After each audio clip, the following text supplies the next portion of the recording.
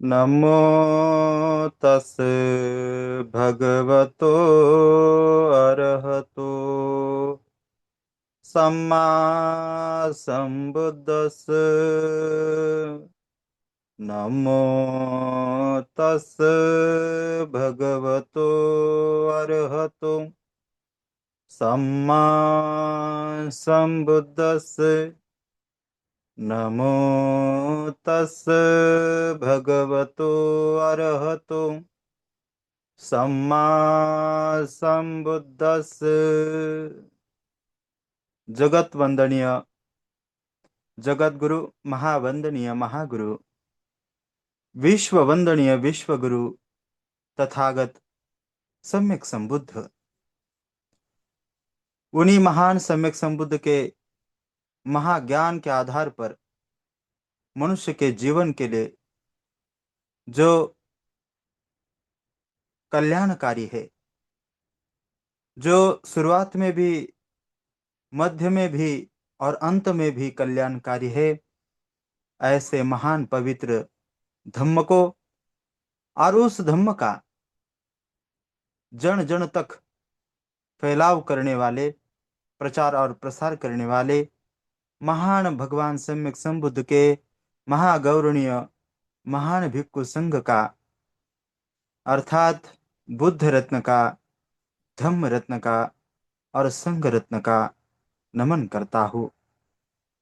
इन्हीं रत्नों को बहुत ही अच्छे से अनुसरण करके संपूर्ण मानव हित के लिए दूसरी बार धम्म का अनुप्रवर्तक किया और अखंड भारत में जिन्होंने सम्यक संबुद्ध का धम्म विस्तारित किया, ऐसे महान राजा चक्रवर्ती सम्राट अशोक और उनके सभी वंशजों को, उनके धम्म कार्य को मैत्री पूर्वक, आदर भाव और हजारों सालों से समाज का कुछ भाग जो अज्ञान, अज्ञान और अंधकार में था, उन सभी को प्रकाशित करके नए भारत के शिल्पकार, जिन्होंने सम्यक संबुद्ध की समता, सम्यक संबुद्ध की न्याय प्रणाली, सम्यक संबुद्ध की बुद्धत्व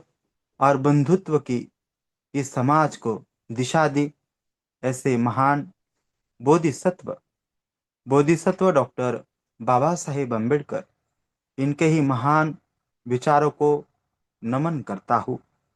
और आज सम्यक संबुद्ध के महान विचारों के बारे में आज हम धम्म देशना आप लोग सुनने वाले हैं। आज 28 जुलाई और कल 29 जुलाई है, यानी कि कल से आषाढ़ पूर्णिमा, यानी कि वर्षावास का कार्यकाल, वर्षावास का महीने शुरू होने वाले हैं, जो 3 महीने रहते हैं वर्षावास के। इन बारिश के ऋतु में, पवित्र महीनों में तथागत सम्यक संबुद्ध के आदेश के अनुसार सभी सम्यक संबुद्ध के पुत्र, भिक्खु और भिक्खुणी 3 महीने एक ऐसी जगह जो उनके लिए सुखपूर्वक हो, ध्यान के लिए सुखपूर्वक हो, धम्म अभ्यास के लिए सुखपूर्वक हो, और उनके आसपास जो भी लोग इन 3 महीनों में आए, उन लोगों को सहजता से धम्म का आचरण करने का मार्ग बताए, ऐसी अच्छी जगह चुनते हैं, जैसे कि बुद्ध विहार, संघाराम, भिक्खु निवास, भिक्खुनी निवास में रहते हैं और 3 महीने धम्म आचरण करते हैं, खुद को स्टेबल बनाते हैं, खुद को अच्छे से अपडेट करते हैं, और उनके पास इन 3 महीनों में जितने भी लोग आते हैं उनको भी धम्म का महाज्ञान देते हैं। और वो पवित्र कार्यकाल का कल से शुरुआत होने वाली है। तो सर्वप्रथम आप सबको इस पवित्र वर्षावास तथा आषाढ़ पूर्णिमा की बहुत सारी मंगल कामनाएं आप सभी। जैसे कि हम जानते हैं कि आषाढ़ पूर्णिमा से लेकर आश्विन पूर्णिमा तक बौद्ध भिक्खु, बौद्ध भिक्खुणी, इनका ही ये वर्षवास होता है। भिक्खु और भिक्खुनी का ही वर्षवास होता है। तो इस समय, इस काल में बौद्ध उपासक उपासिका, इनका वर्षावास नहीं होता है। तो वो उपासक और उपासिकाएं इस 3 महीने के कार्यकाल में क्या करे? अपने आसपास के बिहार में जहाँ भी कोई भिक्खु या भिक्खुणी वर्षावास कर रही हो, उनके 3 महीने उनके पास जाकर धम्म श्रवण करना, उपोसतों का उनसे मार्गदर्शन लेना, उपोसत से होने वाले लाभ लाभ का मार्गदर्शन लेना। और अगर आसपास कोई विहार नहीं है तो अपने ही घर में भगवान सम्यक संबुद्ध के अनेकों महान ग्रंथों को, जो भी आपको स्वच्छता लगे, ऐसे ग्रंथ का पठन करें, उस पर चिंतन करें, उस पर मनन करें। और ये मेरे हित के लिए है क्या? ये मेरे निर्वाण के लिए, मेरे अच्छे भविष्य के लिए, मेरे अच्छे जीवन के लिए, मेरे अच्छे वर्तमान के लिए, क्या ये भगवान सम्यक संबुद्ध का धम्म मेरे लिए हितकारी है? मेरे से, मेरे जन्म को हितकारी है? मेरे से, मेरे आधार से संपूर्ण इस जीवन के जीव जंतु को, इस इस इस जीवन के सभी दृश्य अदृश्य जीवों के हित में तो नहीं? अगर हित में है तो उसका लाभ उठाइए, उसके लिए अच्छे से चिंतन करें, वर्षावास में उपोषद का पालन करें। अगर आसपास के बिहार में कोई बौद्ध भिक्खु आपके द्वार के सुबह सुबह पिंडपात करने आ जाए, तो उनको श्रद्धा पूर्वक, जो भी आपके घर में है, श्रद्धा पूर्वक उन्हें दान दे। जैसे कि सुबह की जो भी कुछ हो, रोटी हो, छोटा मोटा, जैसे कि ड्राई फ्रूट हो, जैसे कि फल हो, फ्रूट हो। आप सुबह सुबह जब कोई भी भिक्खु आपके दार से, अपने घर के आंगन से जाते हुए दिख जाए पिंडपात के समय, तो सुबह सुबह इन वर्षावास में उन्हें दान देकर बहुत ही पुण्य उठाए। हालांकि आप सभी इस धम्म में अच्छे से अ, रुझे हुए हो, आपको धम्म का बहुत सारा लाभ मिल चुका है। आज तक आप सभी ने बहुत धम्म का लाभ लिया है। लेकिन आज हम चर्चा करने वाले हैं भगवान सम्यक संबुद्ध के एक ऐसे विषय पर, जो हमें बहुत ही अच्छे से जीवन जीने के लिए, अच्छे अवस्था को प्राप्त करने के लिए वो हमें लाभदायी होने वाला है। और उसका नाम है सम्यक संबुद्ध ने बताया हुआ ब्रह्म विहार। ब्रह्म विहार भगवान सम्यक संबुद्ध ने क्यों बताया? ब्रह्म विहार की क्या व्याख्या है? ब्रह्म विहार के बारे में क्या सोच है? तो भगवान सम्यक संबुद्ध के जमाने में, उस प्राचीन काल में, भगवान सम्यक संबुद्ध के जीवन में एक ऐसा प्रसंग हुआ। उस प्रसंग से सम्यक संबुद्ध कहते हैं कि ऐसे नहीं, ऐसा होता है। क्या और कैसे होता है जानते हैं? तो भगवान सम्यक संबुद्ध के, यानी कि प्राचीन काल में जम्बू द्वीप में एक ऐसी भ्रांति थी कि यज्ञ याग करने से, पूजा पाठ करने से, या फिर कर्मकांड करने से ब्रह्मलोक की प्राप्ति हो जाएगी, ब्रह्म के जैसी अवस्था प्राप्त हो जाएगी। ब्रह्म यानी कौन?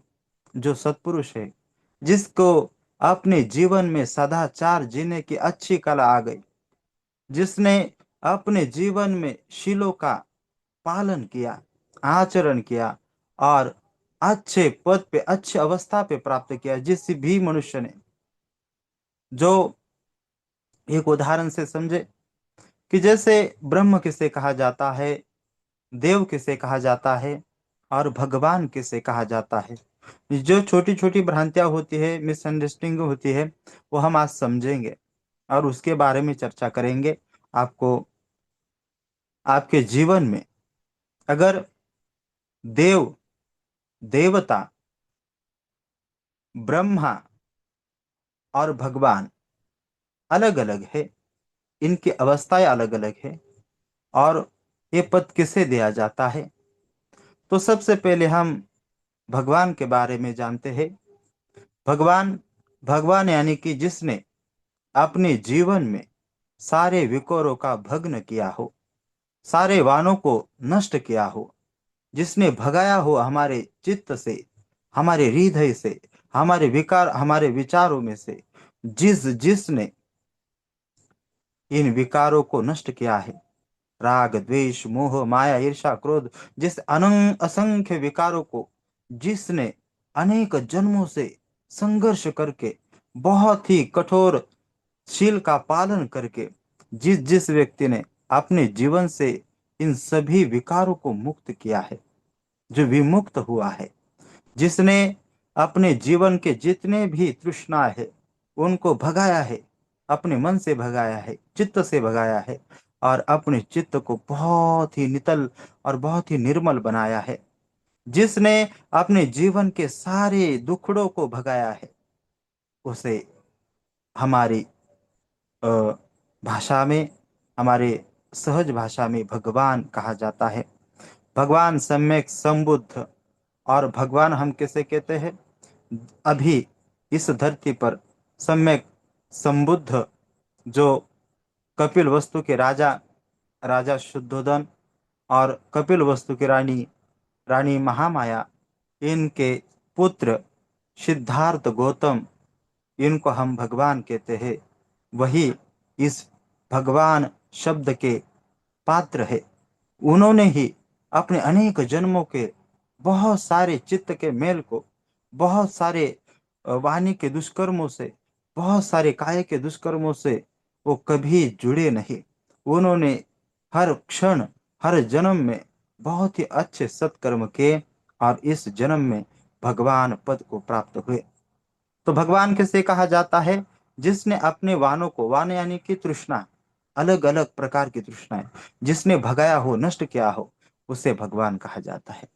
उसके बाद आते हैं देवता। किसे कहा जाता है? देवता, मैंने जितना पढ़ा है, मैंने जितना सुना है, उसके आधार पर कहूंगा। देवता किसे कहा जाता है? देवता, सम्यक संबुद्ध देवता उसे कहते हैं। एक ऐसा प्रसंग हुआ था, बोधिसत्व डॉक्टर बाबा साहब अम्बेडकर जी ने जो पवित्र ग्रंथ लिखा है, भगवान बुद्ध और उनका धम्म, इसमें भी उसका उल्लेख है। बाबा साहब जी ने जरूर लिया है उसमें। और भगवान सम्यक संबुद्ध वैशाली में माता आम्रपाली के आम्रवन के आम्रवन में वास कर रहे थे, वहां आए थे और भिक्षु संघ उनके साथ था। जब सम्यक संबुद्ध वैशाली में आए, माता आम्रपाली के आम्र के बगीचे में निवास कर रहे थे, रह रहे थे।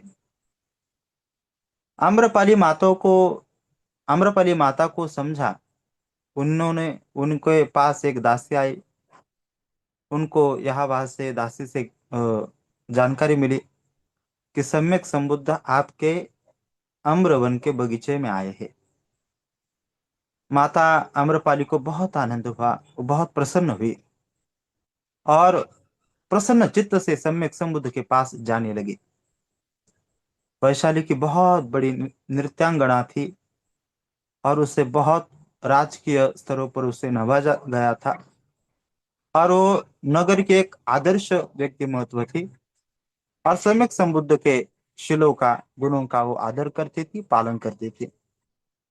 उसी सम्यक संबुद्ध के, उस सम्यक संबुद्ध के दर्शन के लिए माता आम्रपाली भगवान के पास जाने लगी। अपने महल के द्वार पे जो रथ था, उस रथ में चढ़ी। जहां तक रथ जाने वाला था, वहां तक वो रथ पे गई। जहां से रथ जा नहीं सकता था, वहां उस रथ को रोककर सम्यक संबुद्ध के पास पैदल चली, अपने दोनों पांव पर पैदल चली और छोटे से रास्ते से, आम्रवन में जाने के रास्ते से चली। जहां सम्यक संबुद्ध बैठे थे, अन्य भिक्षु संघ, बौद्ध भिक्षु गण भगवान सम्यक संबुद्ध के आसपास बैठे थे, विश्राम कर रहे थे, सम्यक संबुद्ध की देशना सुन रहे थे। और तभी सम्यक संबुद्ध के पास माता आम्रपाली गई, अपने घुटनों के बल बैठकर दोनों हाथ जोड़कर सम्यक संबुद्ध से कहने लगी, हे सम्यक संबुद्ध, आप वैशाली में आए, आप आम्रवन में रुके। मैं आपसे विनती करती हूँ, मैं आपको याचना करती हूँ कि आप और अपना पूरा भिक्खु संघ कल मेरे घर भोजन के लिए मैं आप सबको आमंत्रित करती हूँ। सम्यक संबुद्ध ने स्मित हास्य किया और माता आम्रपाली का कल का भोजन स्वीकार किया। जैसे ही पूरे वैशाली में आम्रपाली को माता आम्रपाली को सम्यक संबुद्ध के आने की खबर पहुंची थी, वैसे ही वैशाली के कुछ युवकों को, राजकुमारों को भी सम्यक संबुद्ध की वैशाली में आने की खबर पहुंच चुकी थी। अब ऐसा हुआ, भगवान सम्यक संबुद्ध ने माता आम्रपाली का कल के भोजन का आमंत्रण तो स्वीकार लिया। आम्रपाली माता बहुत प्रसन्न हुई, बहुत प्रसन्न हुई, और प्रसन्न चित्त से अपने महल की ओर जाने लगी, जहां से वो आई थी। जिस मार्ग से भगवान के पास आई थी, उसी मार्ग से जहां रथ खड़ा था, रथ तक पैदल चले। रथ में बैठकर बहुत ही आनंद, बहुत ही प्रसन्न चित्त से वो अपने महल के पास, महल की दिशा में जा रही थी। भगवान सम्यक संबुद्ध का दर्शन लेके अपने महल के ओर जाने वाली माता आम्रपाली का रथ तेजी से जा रहा था। और सम्यक संबुद्ध को मिलने के लिए उसी वैशाली के लिच्छवी गण के कुछ युवक, युवराज, जिन्हें राजकुमार कहा जाता था, वो भी अपने रथ में बैठकर सम्यक संबुद्ध की, यानी कि अम्रवन में जहां सम्यक संबुद्ध खड़े हैं, जहाँ सम्यक संबुद्ध है, जहां उन्होंने अभी बैठे हुए हैं, वहां निवास कर रहे हैं, विहार कर रहे हैं, ऐसी जगह गए। जाते समय वहां से माता आम्रपाली का रथ आ रहा है, और यहाँ से वैशाली, वैशाली के लिच्छवी गणों के राजकुमारों का रथ जा रहा है। तो माता आम्रपाली इतनी प्रसन्न थी, तो प्रसन्न चित्त से वहां यहाँ वहां देखना वो भूल गई। वो अपने ही ख्यालों में वो मग्न थी। कल सम्यक संबुद्ध मेरे घर आएंगे, मैं उनके पैर धोऊंगी, मैं उनके हाथों पे पानी डालूंगी, और ऐसे ही अच्छे अच्छे विचारों में वो मग्न हो गई थी। तो मग्न होने के कारण वहां से आ रहा था लिच्छवी के राजकुमारों का रथ, यहाँ से जा रहा था आम्रपाली माता का रथ। तो वो उस समय लिच्छवी के रथों का एक पहिया चाक और आम्रपाली के रथ का एक पहिया चाक, दोनों में घसरण हुआ। घसरण होने के बाद थोड़ा दूर, थोड़ा आगे जाकर आम्रपाली का रथ रुक गया, और यहाँ पे लिच्छवी का रथ रुक गया। लिच्छवी कहने लगे, आम्रपाली, क्या तुझे इतना भी ध्यान नहीं कि लिच्छवी के राजकुमार सम्यक संबुद्ध से मिलने जा रहे हैं, और तुम्हारा रथ हमारे रथ से कैसे टकरा गया। आम्रपाली ने, बहुत विनम्र थी, बहुत होशियार थी, उसने हाथ जोड़ के लिच्छवी के राजकुमारों की क्षमा मांगी। मैं ध्यान में मग्न हुई थी, क्योंकि कल मेरे घर सम्यक संबुद्ध का भोजन है, और वो मेरे घर कल भोजन के लिए आने वाले हैं। मैंने उन्हें आमंत्रण दिया है, और उन्होंने मेरा आमंत्रण स्वीकार लिया है।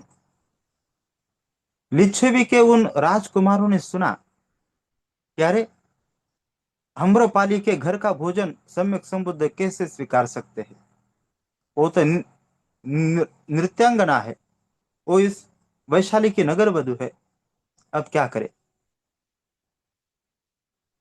आम्रपाली माता अपने महल की ओर चली गई, और लिच्छवी के राजकुमार भगवान सम्यक संबुद्ध के पास जाने लगे।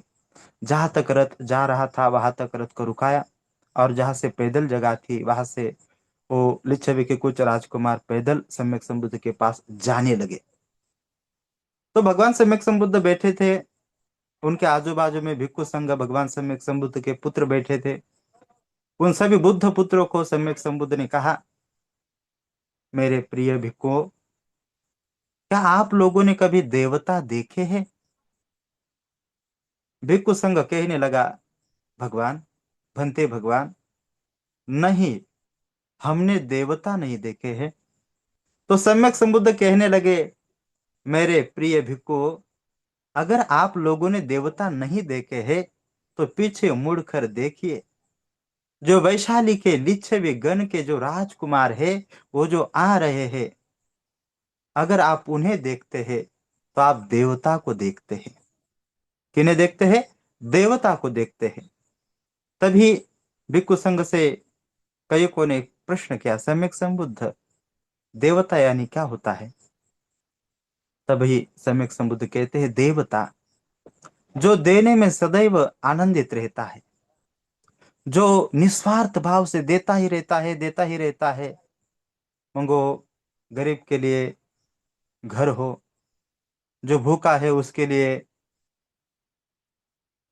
भोजन हो, जो प्यासा है उसके लिए पानी हो। ऐसे ही सब लोगों में जो निस्वार्थ भाव से बांट देता है, अपने पास जितना भी हो उसमें से जितना लोगों के लिए हो सकता है उतना बांट सकता है, उन्हें देने वाला कहा गया। और इस वैशाली नगरी में गौर गरीब जो खेती करते हैं, उन शेतकरियों को, उन किसानों को, और इस वैशाली नगरी के जितने भी लोगों के जो भी काम रुक जाते हैं, उन सबको ये लिच्छवी के राजकुमार अपने धन देकर, उनके जिस भी काम की जो भी सामग्री हो, उस सामग्री को देकर उनकी आवश्यकता को पूरी करते हैं। और अगर हे भिक्षु पुत्रों, देवता अगर किसे जानना चाहिए, किसी को मानना चाहिए, तो लिच्छवी के इन राजकुमारों को मानना चाहिए। तो इस बात से हम समझ सकते हैं कि देवता किन्हें कहा जाता है। मनुष्य जीवन में, हमारे मनुष्य लोक में, हमारे ही इर्द गिर्द, हमारे आसपास में कहीं पर एक झोपड़ा है, गरीब घर के लोग उस झोपड़े में रहते हैं। उसी के बाजू में चार पांच मंजिला बिल्डिंग है, बहुत बड़ी बिल्डिंग है, वही भी इंसान रहते हैं और उस झोपड़े में भी इंसान रहते हैं। फर्क क्या है? कर्मों का फर्क होता है। अनेक कुशल कर्म के बाद वो उस ऊंचाई पे पहुंचा होगा, और उसके मन में अगर भगवान सम्यक संबुद्ध के ब्रह्म विहार के तत्व गुण उत्पन्न हुए, तो वो सबकी मदद कर सकता है, गरीब को भी अपने समान बना सकता है, यदि वो लिच्छवी के तरह उसमें, लिच्छवी के राजकुमारों की तरह उसमें सद्गुण हो। तो देवता का यह अर्थ हम समझ सकते हैं। उसके बाद ब्रह्मा। अब ब्रह्मा की बारी आती है। ब्रह्मा किसे कहा जाता है? देवता क्या अर्थ हमने समझा कि जो निस्वार्थ भाव से अपने पास का दे देता है, पर ब्रह्मा होना है तो ब्रह्म किसे कहा जाता है? तो आइए जानते हैं ब्रह्म का अर्थ क्या होता है, ब्रह्म किसे कहा जाता है। तो इस ब्रह्म को जानने के लिए, ब्रह्म को देखने के लिए, और इस ब्रह्म की अवस्था को पाने के लिए क्या करना चाहिए? तो इस ब्रह्म की अवस्था को पाने के लिए चार दिव्य गुणों का हमारे चित्त में होना बहुत ही आवश्यक है, आवश्यक आवश्यक है। और इन चारों में से जो आज एक है, आज पहला जो ब्रह्म विहार है, उसके बारे में हम बात करेंगे। और बाकी के तीन अगली बार जब कभी हमें अ, फिर से लाइव आने का मौका मिलेगा, तो बाकी तीन दिव्य गुणों का हम विस्तार से बताएंगे। तो आज हम जानेंगे ब्रह्म विहार के बारे में, ब्रह्म के बारे में, ब्रह्म अवस्था के बारे में। तो सम्यक संबुद्ध के प्राचीन काल में एक दो एक ऐसा प्रसंग हुआ कि दो ब्राह्मण युवक थे। एक का नाम था वासिष्ठ और दूसरे का नाम था भारद्वाज। दोनों में बहुत वाद विवाद हुए कि यज्ञ करने से ब्रह्म अवस्था प्राप्त होती है। दूसरा कहता है नहीं, यज्ञ नहीं करना चाहिए, पूजा पाठ करने से ब्रह्मावस्था प्राप्त हो जाएगी। तो दोनों में जितना वाद विवाद हो रहा था, तो उसमें से उन दोनों का समाधान नहीं हो रहा था।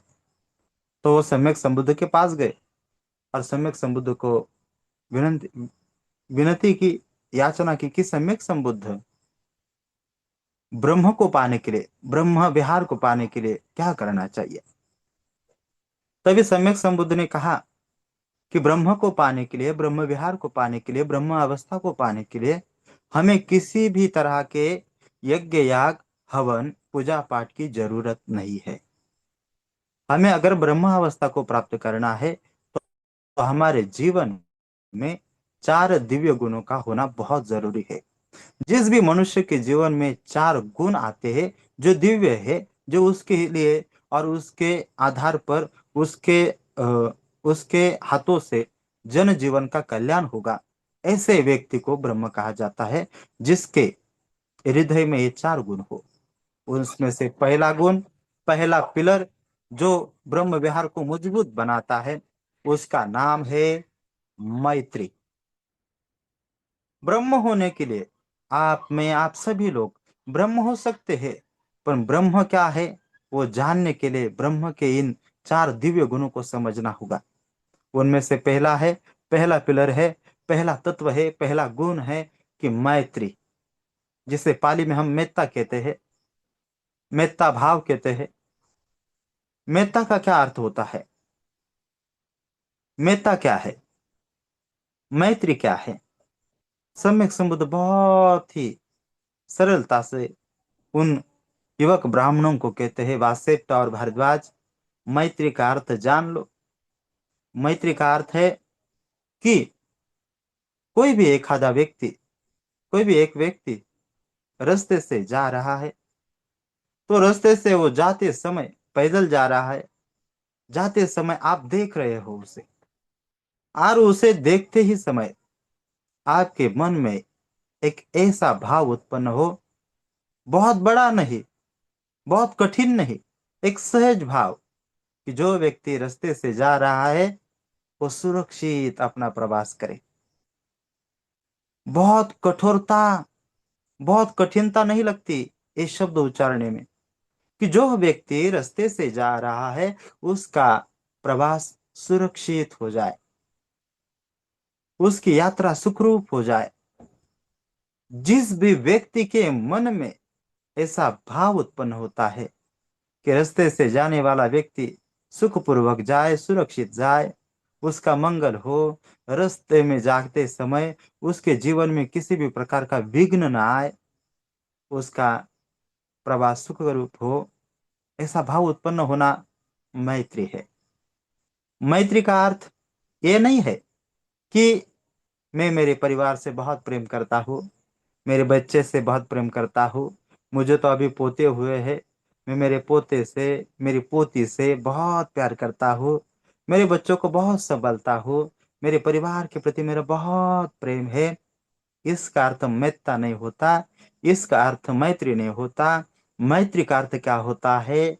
मेत्ता भावना में सम्यक संबुद्ध कहते हैं, सब्बे सत्ता सुखिता हुंतु, सब्बे सत्ता अव्यापज्जा हुंतु, सब्बे सत्ता अवेरा हुंतु।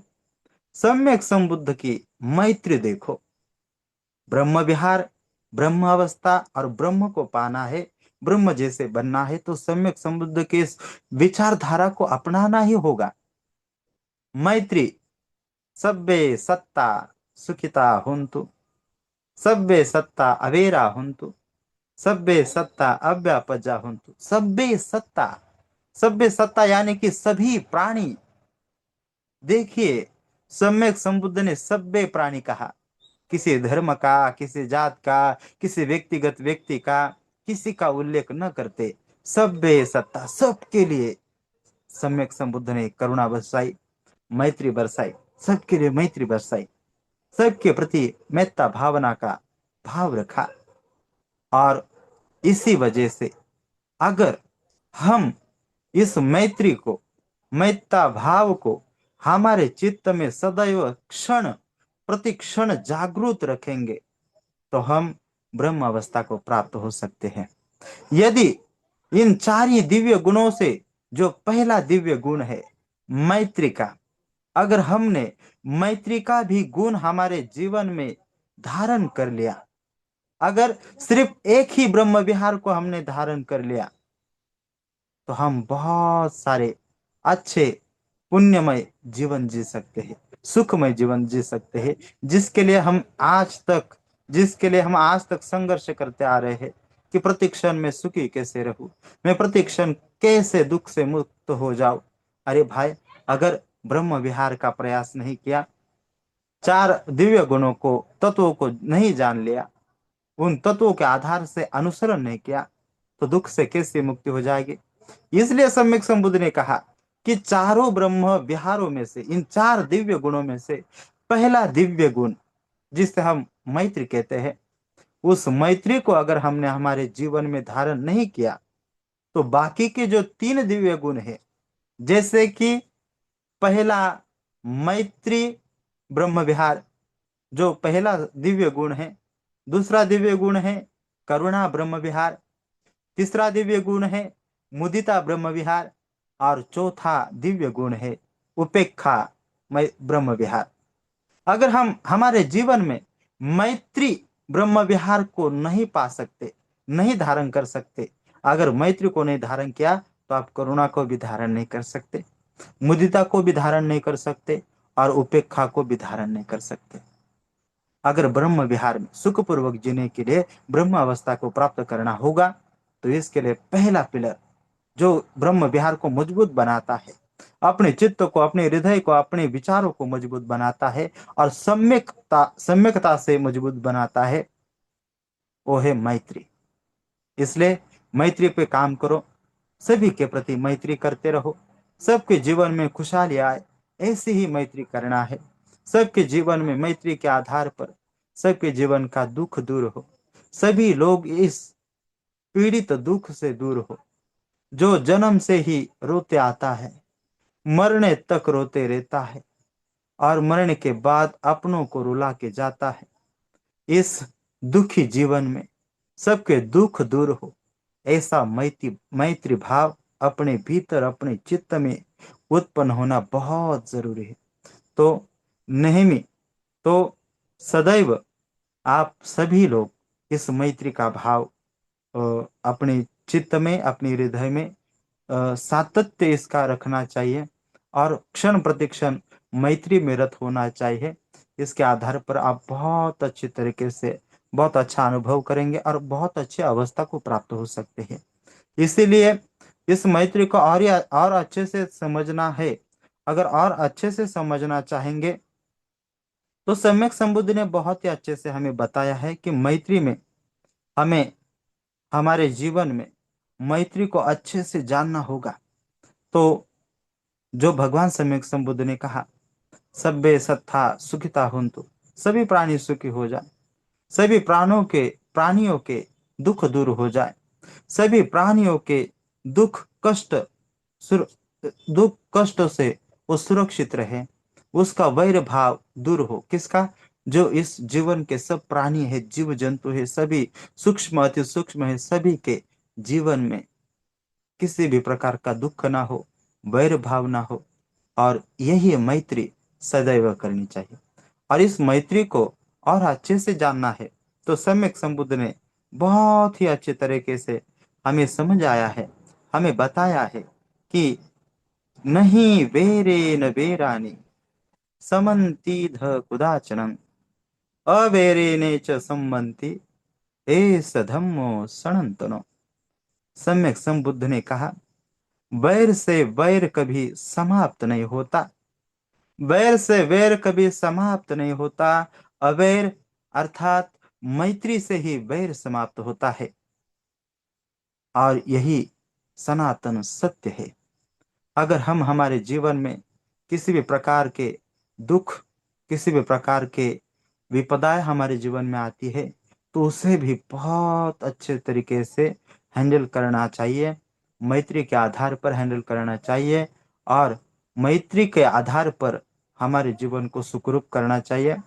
आगे के भाग में अगली बार मैत्री के बाद जो अच्छा सा और मजबूत पिलर है, जिसका नाम है करुणा ब्रह्म विहार, दूसरे पिलर को जो मजबूत ब्रह्म विहार को मजबूत बनाता है, ऐसे करुणा के ब्रह्म विहार पे हम अगली बार देशना सुनेंगे। फिलहाल आप सभी का मैत्री के आधार पर मैत्री पर फोकस करें, अपने जीवन में मैत्री को उतारे और अपने आसपास के जितने भी गरजू लोग हैं, जिनको आपकी आवश्यकता है, उनको आप मैत्री करते रहे, उन्हें साथ देते रहे, सपोर्ट करते रहे, और उनको भी धम्म का कैसे लाभ हो जाए, उनको भी मेरे वजह से कैसे धम्म का लाभ हो जाए, ऐसे अ, धड़पड़ आपको अपने जीवन में करनी चाहिए।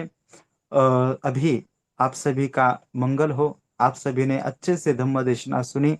आप सब ने बहुत ही दिनों से, बहुत ही अनेक, मैं तो कहता हूँ अनेक जन्मों से आपके कर्म बहुत अच्छे रहे होंगे कि इस जन्म में भगवान बुद्ध के शासन में आपको अनेकों बार धम्म श्रवण करने का लाभ मिलता है। और इसी तरह आप ऐसे ही लाभान्वित होते रहे, यही मंगल मैत्री करता हो। आप सबको धम्म का, धम्म के महान ज्ञान का लाभ हो। इसी बुद्ध शासन में आप सबको सम्यक संबुद्ध ने दिए हुए चार आर्य सत्य का दर्शन हो, यही मैत्री करता हूँ। सबका मंगल हो, सबका कल्याण हो, सबका भला हो। साधु, साधु, साधु।